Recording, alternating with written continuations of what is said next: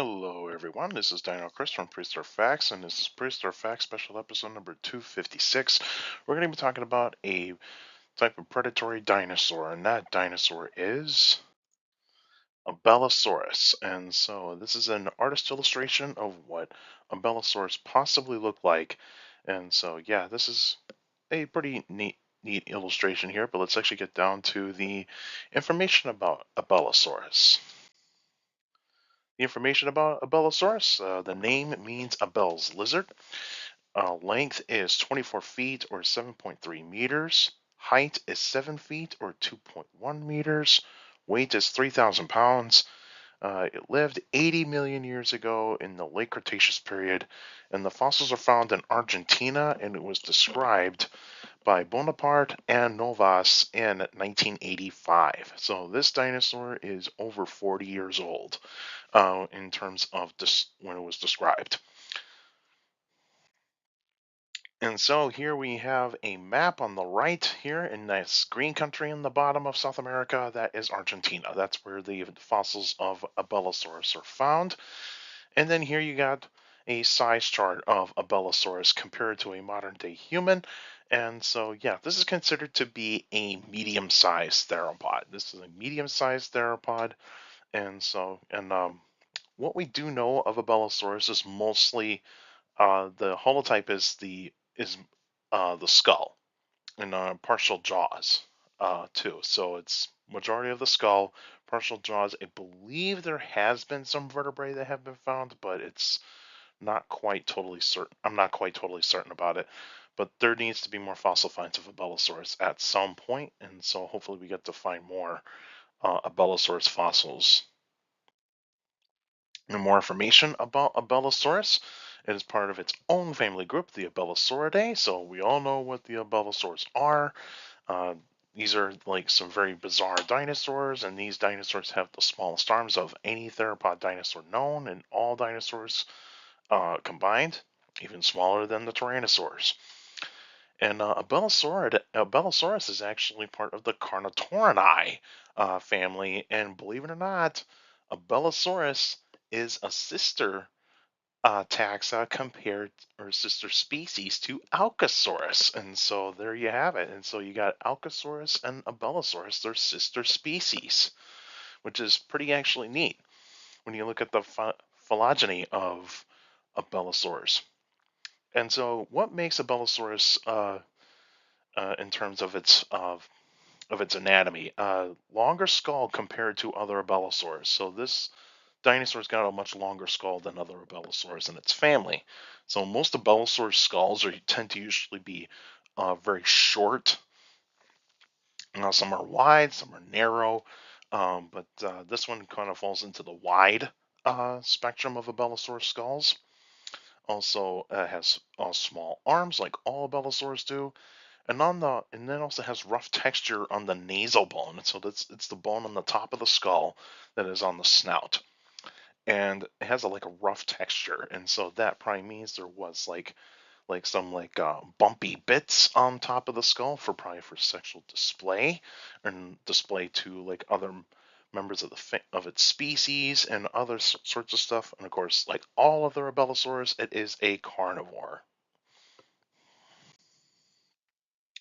The environment in which Abelisaurus lived in would have been warm and humid, would have been wet and dry seasons. There would have been plenty of trees, ferns, cycads, and flowers. No grass. There was no grass during the time of the dinosaurs. There would have been plenty of rivers, lakes, and ponds in its environment. And there would have been plenty of insects, amphibians, reptiles, mammals, birds or avian dinosaurs, pterosaurs, and of course other non-avian dinosaurs. Now, what did Abelisaurus prey on? It would have mostly preyed on titanosaurs, so these are the very large sauropod dinosaurs that are considered to be the largest sauropod dinosaurs ever. But I believe Saltosaurus is found in this rock formation that the Abelisaurus is found in. I am not quite totally sure, but if many of you know what the rock formation that Abelisaurus has been found in, please tell me what titanosaurs are actually found in that rock formation. I do know it's titanosaurs. and other ornithischian dinosaurs, so bird-hip dinosaurs. So these would be like the ornithopod type of dinosaurs that would have been around at that time as well. And so, yeah, so there would have been mostly likely what Abelisaurus preyed on. The extinction of Abelisaurus was mostly due to climate change. Temperatures slightly decreased, and then also got drier, slightly drier, and of course, like with any type of carnivore that does go extinct, its prey disappeared. And so here we have a map of the world around 75 million years ago. This is the best that I could find, and so where Abelisaurus was living in was mostly going to be right there in that part of Argentina, and so that's where it was. That's where it had been living in, and so yeah, that's where the Abelisaurus lived in around 80 million years ago. But this is 75 million years ago, so many of you can get the idea. And so the next episode will be on February 4th, 2026, and that'll be a Q&A episode. So if you got any questions about dinosaurs and other prehistoric life, feel free to email me at dinocris71@gmail.com. Also go on my Facebook page, Prehistoric Facts with Dino Chris. Like the page, yes, you post your questions in the comment section. Please put them in the comment section. Don't put them on Messenger. Messengers are private conversations only. So please put your questions in the comment section on any Facebook post. And also for YouTubers out there, like the videos, subscribe to the channel. According to my analytics, a lot of you guys are checking out my channel, not subscribed yet. So please feel free to hit the like button, because that's how the YouTube algorithm works. The more likes the video gets, the more likely the video gets spread out to people that are interested in dinosaurs, prehistoric life, paleontology, and geology in general. So please feel free to do so. And also share the videos, share the channel to anybody that is interested in dinosaurs, prehistoric life, paleontology, and geology in general. So please feel free to do so. And also hit that notification bell so that we can get weekly notifications of every video that comes out. And also if you go on my channel, you go into the post tab. I post polls every 3 days on the channel. I also post like updates on videos and also paleontology news, mostly in the dinosaur world.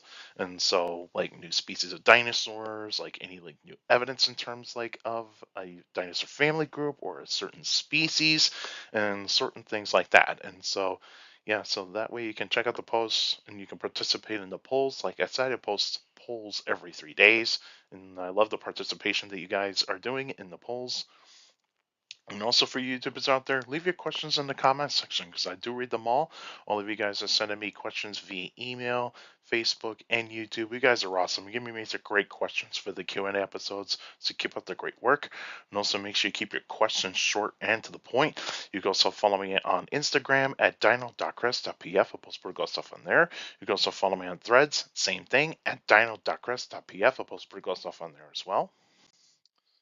Also, take care of people around you. And also, for younger people out there, and make sure listening, your parents, your teachers, and your guardians, it's the best motivation you could have. A good education. It's very important to have good educations. With a good education, you get a good job in the future. That's it for now, and I'll see you guys next time.